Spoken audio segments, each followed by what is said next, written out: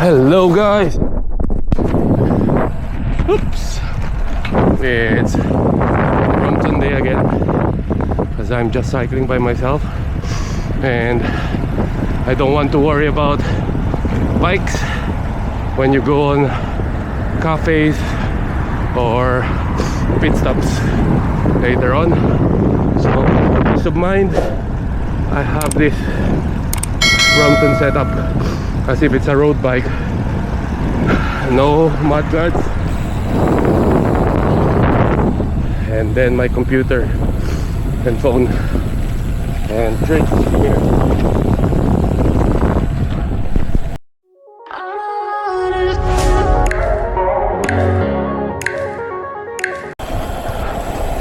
Tirahin natin yung Brighton today. I just want a bit of elevation. Over the weekend we did Surrey Hills. Very good hills. Shout out pala Leonardo Amores, Renz Amores, Jason Carlos, and si Ronnie, taga Escher. Shout out to you guys. Nice to meet you.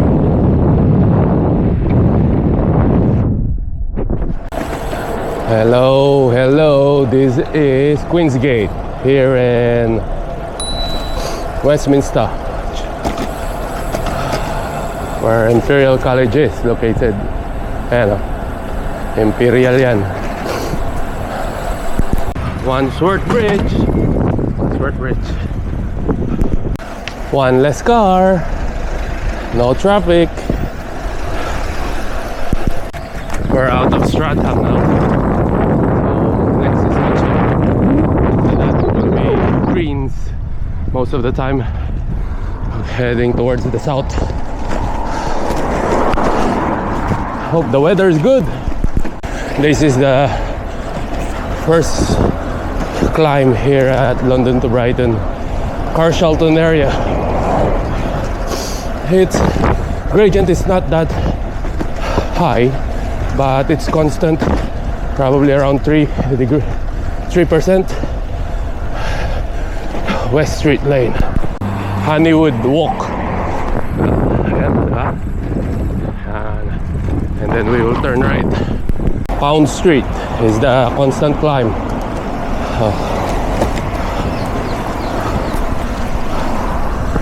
Carshalton. This is the second long climb, and the gradient is probably around 5%, 4%. It's beside Lavender Farm here in Mayfield. After this long ascent, it's downhill time.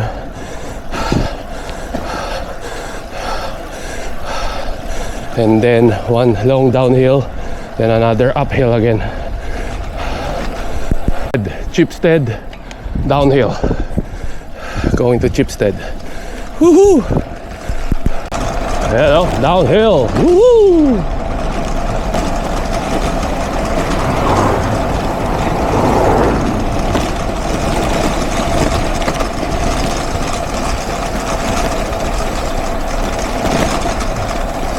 I cannot see with my shades. There's holes. Turning right to another climb.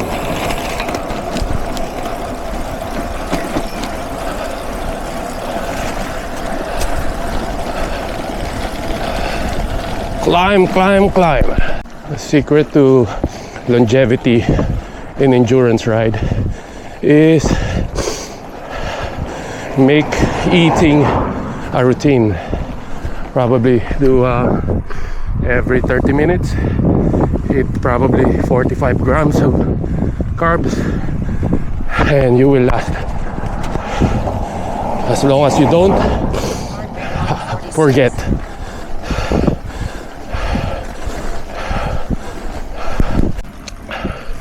This hill is there 7%. It goes up to 9%.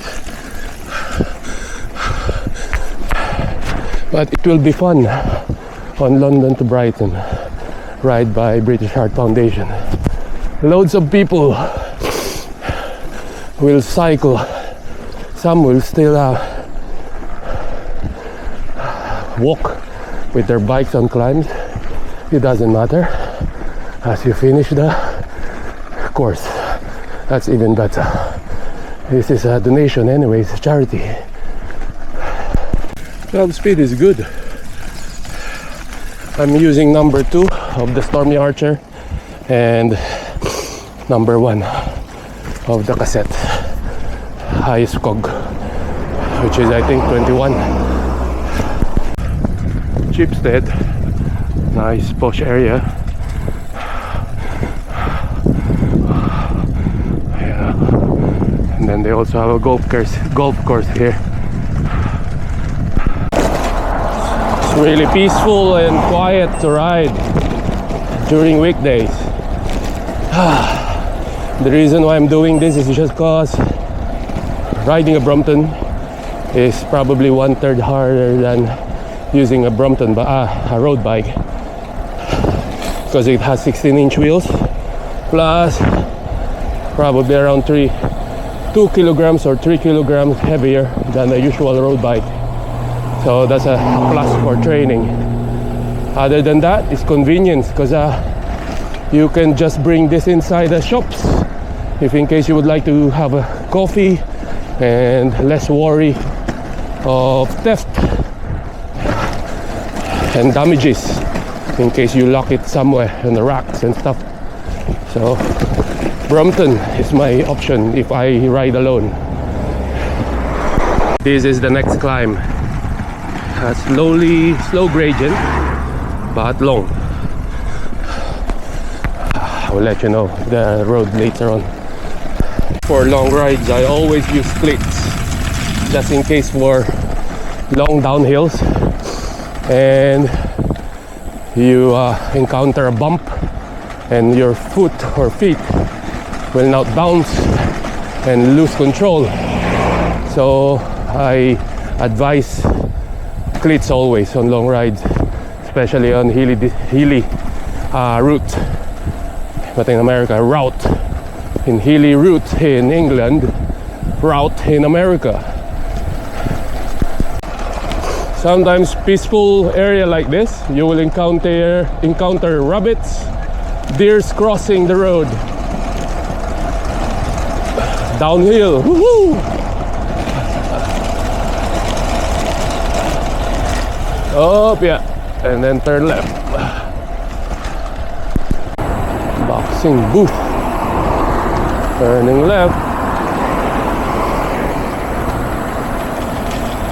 Booth.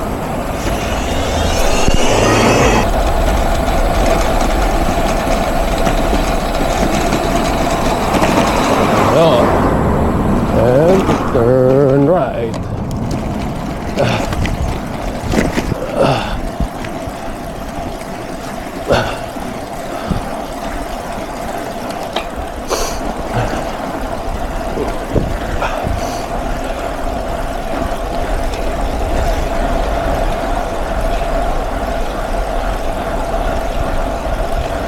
Yeah, this one, another climb, is the Church Street.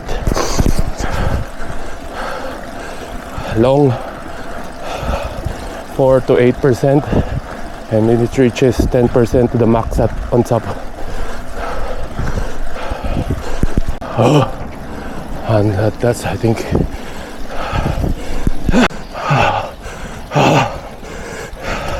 9%.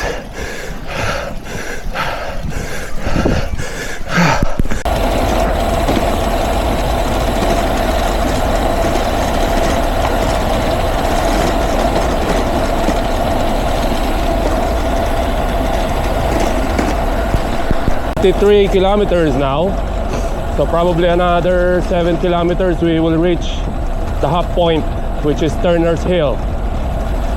That's another big hill.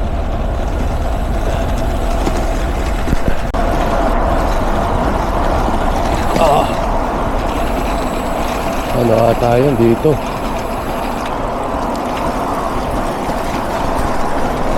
This will be one of the venues here for the British Heart Foundation. They offer barbecues, grilled burgers and stuff. Yeah, this one, the dog and duck. So watch out for this. We're 50 kilometers done. Another 50 to go. Woohoo! Near Gatwick.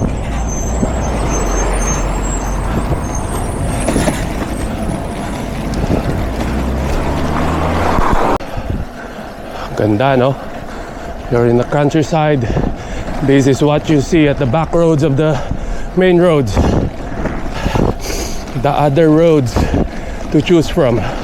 Cycling friendly.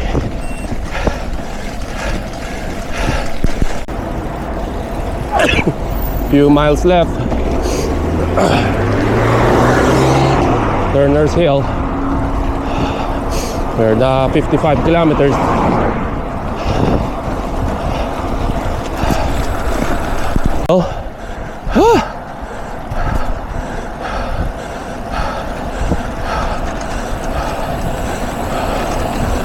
And this is also one big climb in the British Heart Foundation's London to Brighton. 9% for now.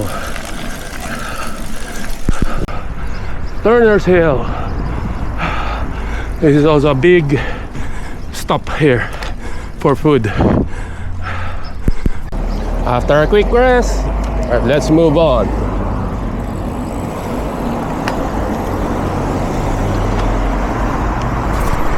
We're here at Wakehurst now. There will be another stop here after Turner's Hill. Yeah, here, Northgate, Wakehurst, another stop in this area. Town of Ardingly. See kids coming out. I don't know.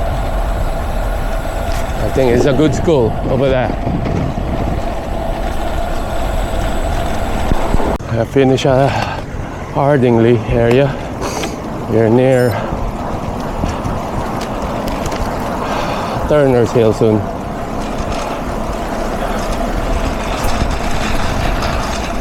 Princess Royal, Hayward's Heath. Yeah, Hayward's Heath. We'll stop that Hayward Heath. Currently 69.77 kilometers. We're here at Hayward's Heath now.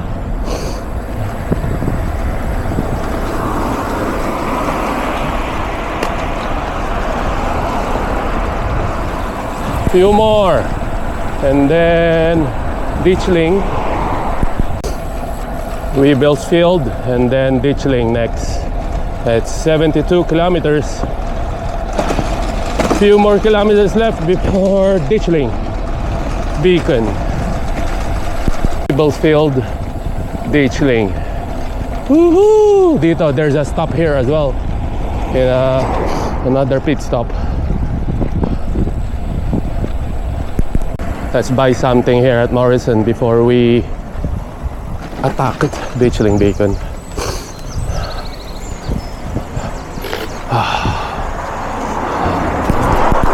This is good about Bromptons.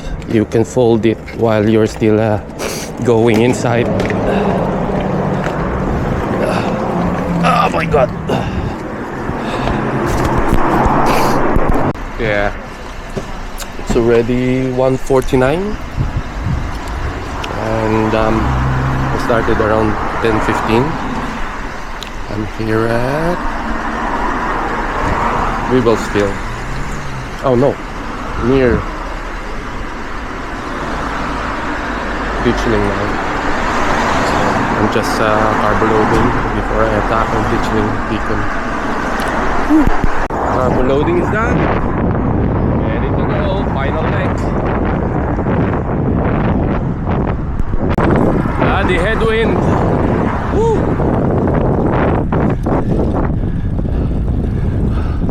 Our South Downs. That's Ditchling Beacon. We're now in the village of Ditchling. Very quiet and really nice village. English village.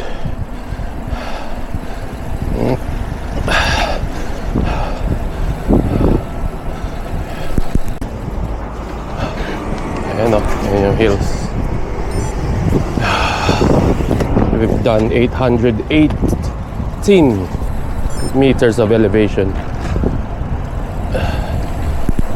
here at Ditchling.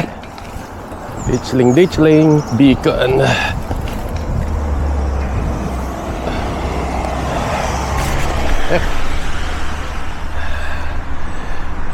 I will tell you on my review later on, because this one normally I just join a Brompton ride heading to Ditchling and Brighton, but I didn't push myself. But this time I tried to push myself as much as I can with the less elapse time to determine my fitness level.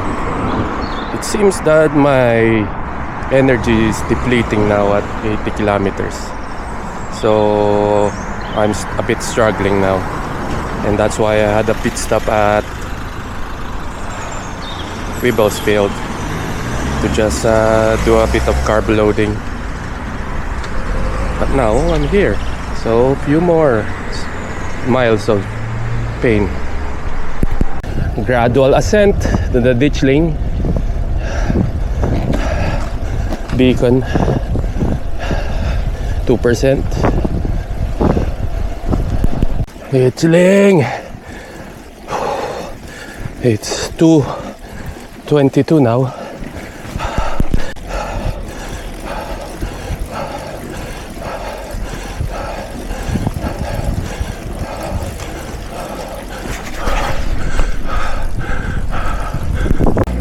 Whew.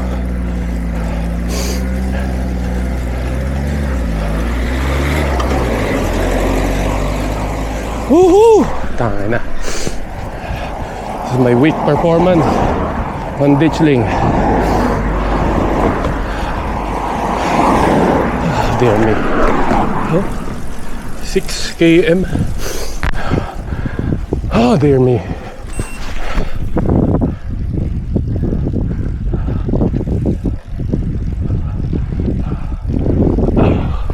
Whew. Conquered.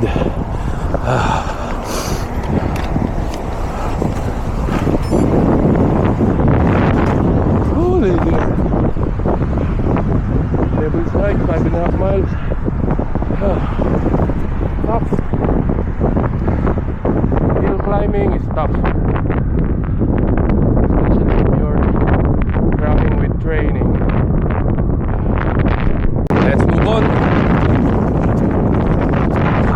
6 more miles to go. That's equivalent to probably 10 kilometers. We don't know. As we'll see.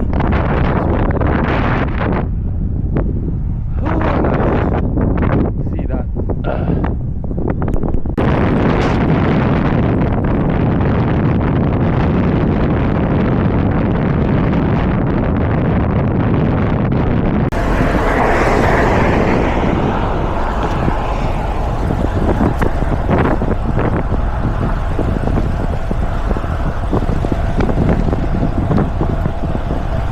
It's Brighton and Hove now. Brighton and Hove. Woo!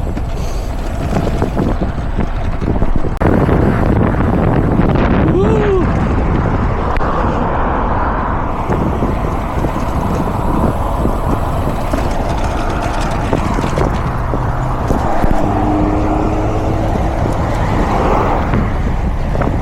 Lapit na.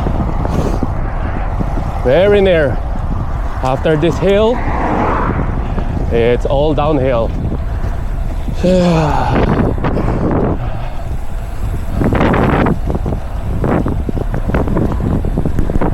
Cycle path and pedestrian path sharing in this lovely lane. Woo! Lapit na.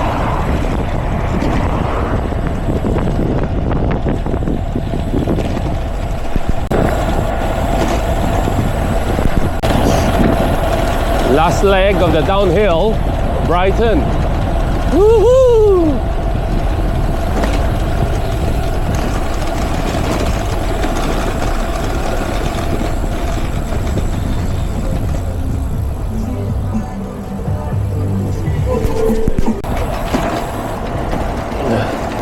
Finally, Brighton at last. 4 hours moving time.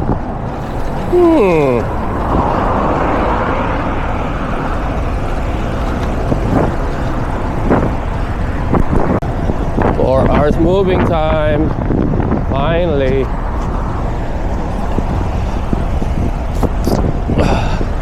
Check the elapse time, siguro 5 hours. What time is it? Oh yeah.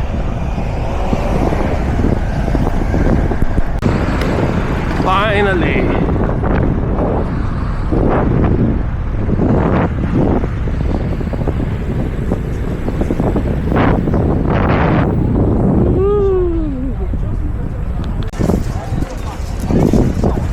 That's nice.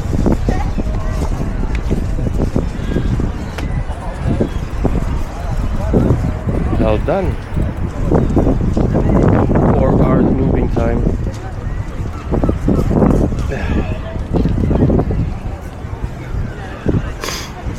Well, my verdict is fast. Well, my verdict with this P line, it's fast on flats. It can manage to do 35 kilometers per hour easy. The issue is whenever you're climbing, the extra 3 kilograms is a bit painful, plus my weight. So I think more advantageous is having a road bike on climbs, but still alright because it's a training. Anything hard or difficult, you will have benefit from it later on. And I'm here at Brighton now, so thank you. And now it's eating time.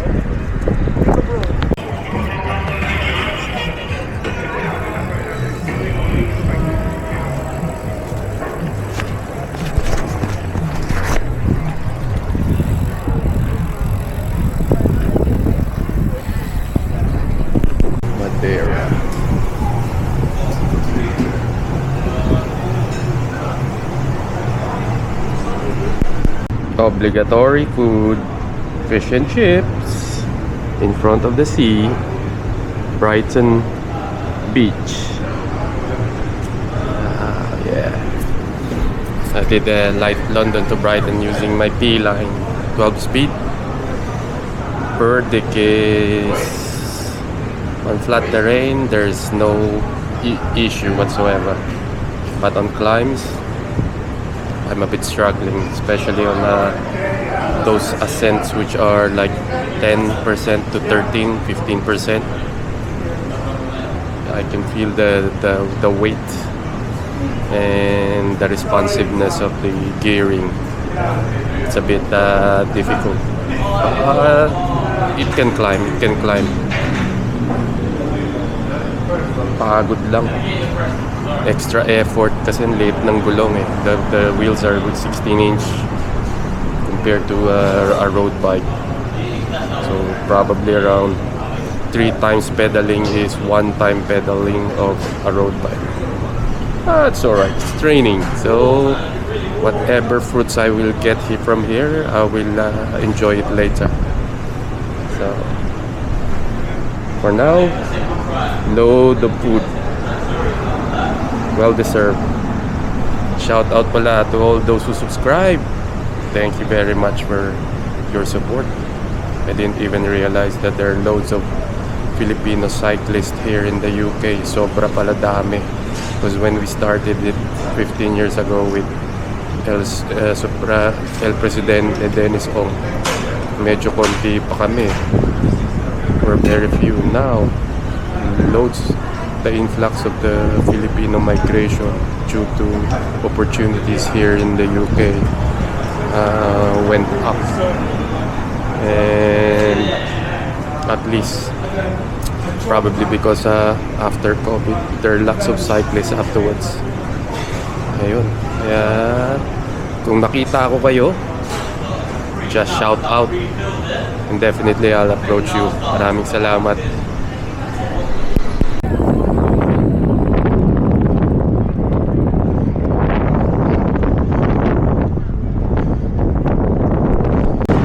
Shout out pala sa mga South United. 50 is the new number. 50 is the new 30.